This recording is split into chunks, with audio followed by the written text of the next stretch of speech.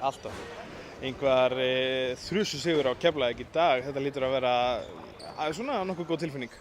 Já, frábær tilfinning. Virkilega ánægður með hvernig við komum til leiks og vissi það að Keflavík hafa mikla keppa, frábært lið og hefði getað jafnað okkur með sigri í kvöld, þannig að ég er rosalega ánægður hversu vel stemmdar mínar stelpur mættu.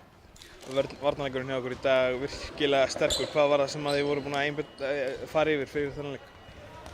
Ég meina, við erum bara höfum verið að vinna í sömu hlutum núna undanfarið og lagt mikla áherslu á varnarleikin.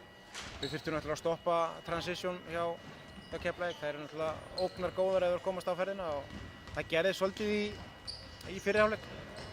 Við myndum loka betur á það í seinni hálfleik og við náttúrulega frákostum stórkostlega í kvöld. Við vorum grimmar sóknarfrákostum og ég held að þær hafi ekki verið búin að taka eitt einasta sóknarfrákost fyrir en það voru 2-3 mínútur eftir á leiknum. Þannig að varnarlega stigum við vel út og sóknarlega vorum við grimmar. Þannig að það er einhvern veginn, þær þurftu alltaf að hafa áhyggjur af okkur og voru kannski að því leytinu til ekki eins aggressívar í að keyra í bakið okkur. Landsleikjarliðið náttúrulega bakið voru ansi löng pása, ekkert hræddur að þínar konur eru svona eitthvað lengri, ekki á tánum þegar að fara af stað?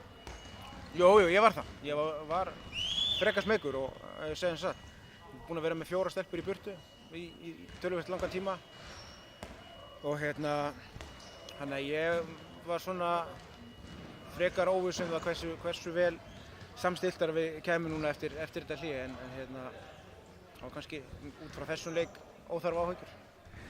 Ferðalagi í Borgarnes á laugardaginn, eftir þessa langa pásu þá er þetta núna bara keyrsla út deildakeppnina. Hvernig líst þér á næsta verkefni?